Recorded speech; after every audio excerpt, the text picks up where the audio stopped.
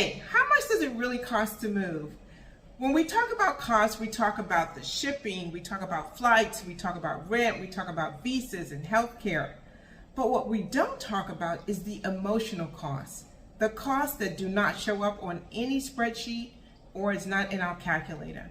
I'm Sable, your Bougie girlfriend, and that's what we're going to talk about today. We're going to talk about how moving abroad really costs us so much emotionally because we're letting go of so much.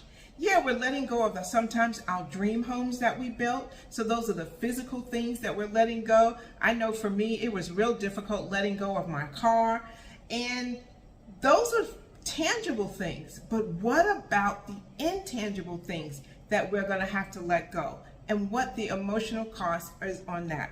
Think about your regular routines that you're kind of enjoying, right? Maybe you're doing Sunday brunch all the time with your girlfriends, or perhaps maybe these some phone calls that you just make randomly or just quickly you pick up. But now you got to kind of think about it because one, your lifestyle has changed since you relocated, and you may have more free time during the day when the rest of your friends are at work. Or perhaps maybe your time zone is so different than from where you used to live. And now you got to think about what time is it before you pick that call up. So those kind of things we don't see on a spreadsheet, but those kind of things actually cost us.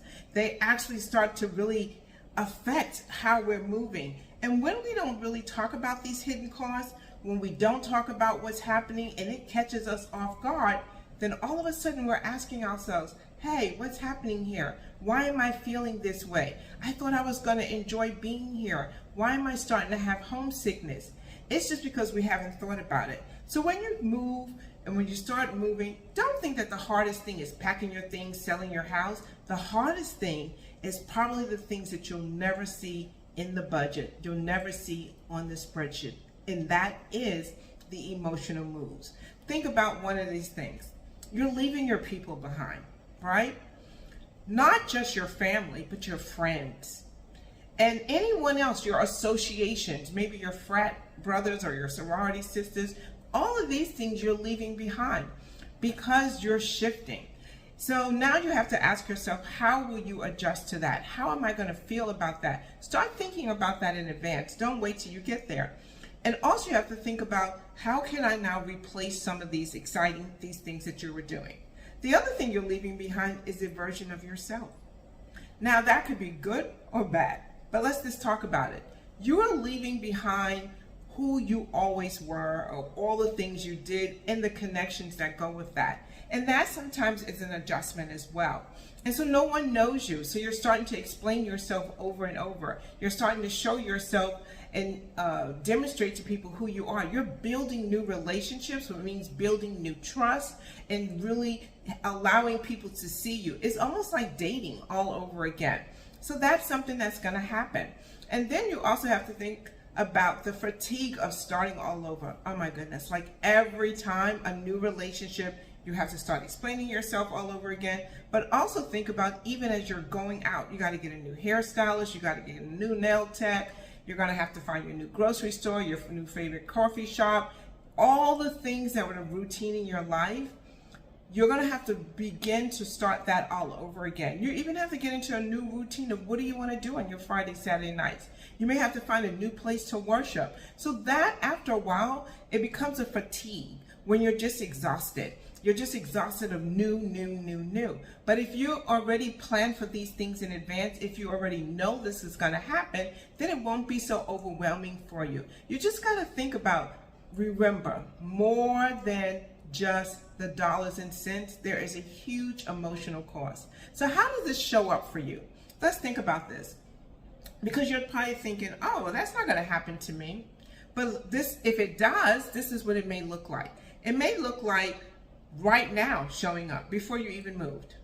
So you may think, oh, when I get there, but you may already be starting to sense the emotional cost, and that's causing you to delay. It's causing your procrastination because already you're starting to think about, wow, what's going to happen when I leave? Oh my goodness, who's going to hang out with me? Who's going to hang out with so-and-so? Now you're starting to worry about the people you're leaving behind, and so that's causing you not to move. You start thinking about, well, if I leave, then Who's going to take my granddaughter or my grandson to practice? I think they're going to find someone. I think they really will. And so these are some of the ways that we start delaying the very thing that we said we wanted. That's the emotional cost. That's how it's showing up for us at this point, even though we haven't even moved. And then all of a sudden, as you are starting to pack your things, you're starting to get things ready, you start to say, well, I need more. Oh, wait a minute.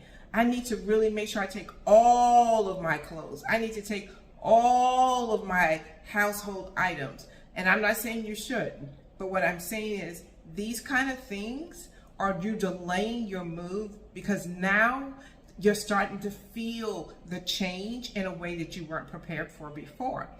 And even not even booking your flights. Have you booked your flight? Have you processed your visa? Have you even arranged for ground transportation before and after? Those kind of things are you delaying because you're starting to feel in your body is saying, hey, what's happening here? What's all these changes? Why don't we get rid of all the comfort things that were around us? And so that's a lot of change and your body is speaking to you. And when it does, listen to it. And then now let's start to respond to it. So let's think about this. What are you going to miss the most? And the other day I was out with another friend who also recently moved. And we were having a great time. And I said, what do you miss the most? And he said, I miss sitting on my deck at home, just looking at all the deers, the deer running by. I miss that. And he wasn't saying that, oh, I hate that I'm here. What he's saying is that sense of comfort, that routine that he had every night after dinner of going out, sitting on his deck and watching the deer, he has to now establish a new routine. And he's missing that. He's starting to feel a little homesick. And so when you're feeling homesick, don't be so hard on yourself and say like, oh my gosh, did I make the wrong move? No, it's a natural feeling. This is natural. And so what you want to do is before you even make this move or after, if you already made the move, kind of start putting some things in place to be prepared for these kind of situations. For instance, have already an idea of how much it's going to cost you each time you're going home and when you want to go home. So you already have that in place, and knowing that you're going home at a particular time, then you won't feel as homesick, or you won't feel that loss of connection because you know you're coming out. So I know for me, when I first moved, in each one of my locations I moved to, I always knew when I was going home. Nigeria, I was always going home for the summer. We were going home for Christmas. So those were 2 trips a year. And those were extended trips. When we went home for the summer, we were there for 2.5 months. And when we went home for Christmas, we were there for an entire month. And so I already had that in place. I already knew. And so that kind of alleviate a little bit of the homesickness or the longing for all the things that you knew from home. Of course, when we went home, we stacked up on every single thing that we missed from home. And then also, when I was in Ethiopia, I went every other month. I went home. So that kind of also was kind of cool as well. And then think about what is your relocation emotional plan, right? Because you're going to miss your friends and the girls' night or the brunches or whatever, what could you put in place?